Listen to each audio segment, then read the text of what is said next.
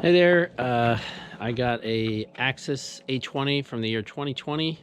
It's my first winter with it, and I am in Virginia, and it's starting to get into the 20s. It's about mid-November 2022, and I have been looking up everywhere online, talking to people, and trying to figure out the best way to winterize the boat safely. It doesn't seem like it's that hard. But so I have put together a list of things to do in the order, and I'm just going to go over them real quickly here. So here is my list. I will see if I'm capable of adding a link in the description of what to do. There's summarization also. But there you have it. So what I'm going to start with, the first thing I do is I'm going to open the drain plugs on the back. So this little doodad right there, I'm gonna get that one, and there is another one up in this front compartment here. And it's kind of hard to see, but it is this little T-handle right there. I don't know if you can see that or not, but there it is. But you just basically drain all this water out as much as you can. All right, do not lose those plugs. Put them in a cup holder or something. The second thing I'm going to do is I'm going to fill the gas tank with gas, and they recommend that you use a sta-bil stabilizer. I happen to use sea foam. And to stabilize, they recommend, I guess, 1 fluid ounce per gallon, so that equates to about 42 ounces of sea foam. All right.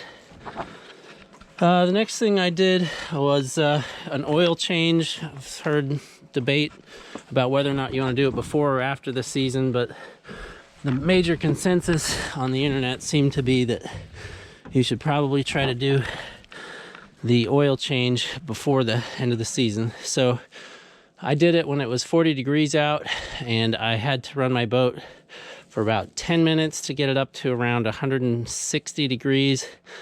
And only after you get it that hot can you,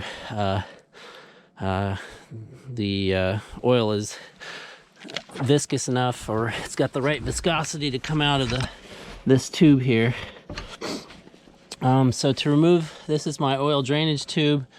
Let's see, I used a 1/2 inch wrench and a 7/16 wrench to grab it there and there. And then, let's see, I drained, I think this boat takes about 8 quarts of oil. And they recommend that you use a full synthetic 5W30 Dexos Gen 2 oil. This is what I used. About 8 quarts of that. And I don't have the oil filter type in front of me, but this is right here.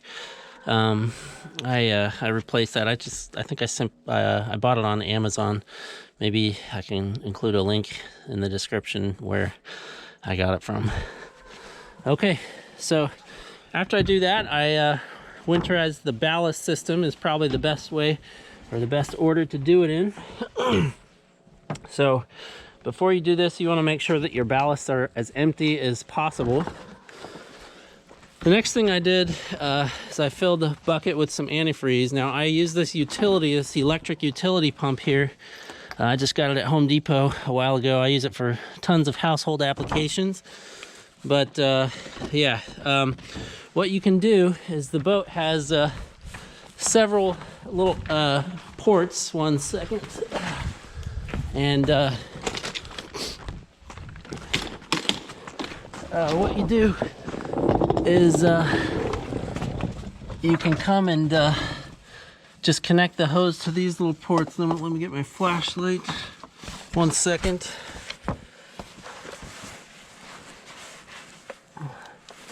Okay. So yeah, you can see that there are some ways to screw a hose in there. I believe this one closer to the bow of the boat is for the center ballast, and this one a little bit closer to the back of the boat is for the bow ballast.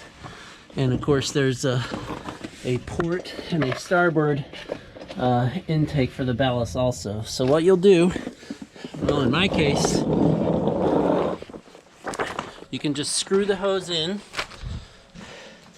And you're gonna need another person for this. You screw the hose into there, you put this in your fluid, and then that's gonna start pumping fluid. Now you're gonna wanna go onto the boat while it's on, and when I say on, it doesn't have to be engine running. You can just do it with the batteries only. But you're gonna wanna push these buttons, you know, one time to fill, okay? And you're gonna wanna put, I don't know, maybe about a half a gallon into each bilge tank, okay? And then at the end, you're gonna wanna just hit eject to make sure that you can get some of the antifreeze out. Okay. So, that is basically how you do the ballasts. So let's see. The next thing you're going to want to do is unscrew the sea strainer. And that's this rascal right here. Yep. Just unscrew that, make sure, clean it out, make sure it's not too full of debris. And then you're going to want to drain the engine of all the water. Okay, now there are 4 blue plugs that you're going to need to pull up. I was told to get this one first, so hold on a second. You just lift this up. Okay.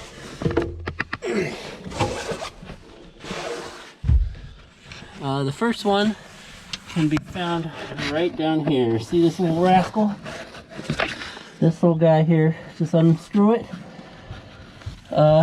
And then let that fluid drain out. Now I recommend you put these in a cup holder also. The next one, the dealership told me to do that one first, okay? Next one, I guess on the manifold, there's one on each side. See this little guy right here? So you unscrew that. Now when you unscrew these ones, there is going to be some debris up here. So I have some canned air. So here's this one on this side, if you can see it. And I just sprayed some canned air up into that hose. After I did that, I got this rusty colored fluid. You can see it kind of stained some of the things there. But yeah, then it just came out a lot better. But it's not going to come out unless you break it free. All right, okay.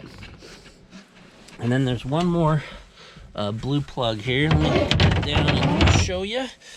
And not hurt myself. This one here. Hope you can see this. Yep, all right. So that's that. So, all right. After I've drained all the fluid out, I replace, I put those caps back on. Let's see. And, let's see. Yeah, I put those caps back on, and then, okay. What they told me to do, so I have a flush kit installed onto my boat. This little guy right here. If you don't have one, I highly recommend you get one. I had the dealership put it on. That's, I don't know, probably cost me $300, $400, something like that. I can't remember. So the next thing we're going to do is we're going to flush the engine with antifreeze, okay? Because I have the flush kit, they recommended that I find the sea strainer and go down. There is a blue handle. And let's see if I can see it well. This blue handle right here. Yep, so you basically turn that 90 degrees. let's see, it goes this way, I suppose.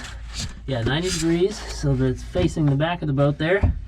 Okay, and then they also recommended that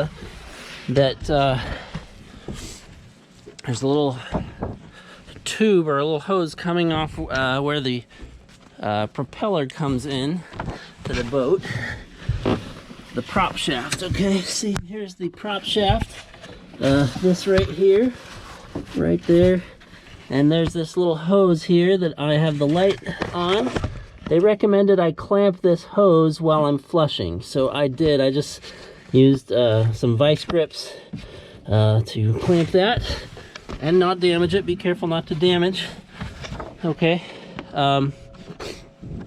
Then let's see. Then I did the same sort of thing with my utility pump. You're gonna want to put at least 5 gallons of antifreeze through here. So what I did is I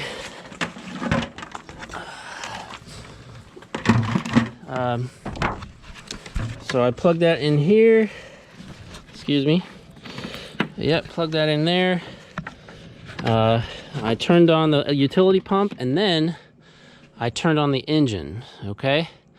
So with the engine off, it's only gonna be able to push so much fluid in, okay? My bucket holds 5 gallons, but you're gonna need to stand there and add more fluid. Okay, so once you have about 5 gallons in, you're gonna wanna turn the motor off. What you'll do is you'll see pink coming out here, out of the exhaust, out of here, and out of this tube here. Once you start seeing pink, you know you're getting to the right place. It's very important that you replace this. Make sure that this cap is back on when you're done, or else you will have cooling issues later, okay? All right, so after you've done that, you're gonna want to make sure to go back and unclamp that tube going to your propeller shaft and go back to this blue handle there, and you are going to want to turn it back to how it was. Okay? All right. So then what I would recommend, especially for humid areas, they recommend that you spray fogging oil into your spark plugs. So this particular boat, it takes a 5/8 spark plug wrench. So you're gonna want to come here, be super careful. You're gonna want to do each of these individually. Be careful not to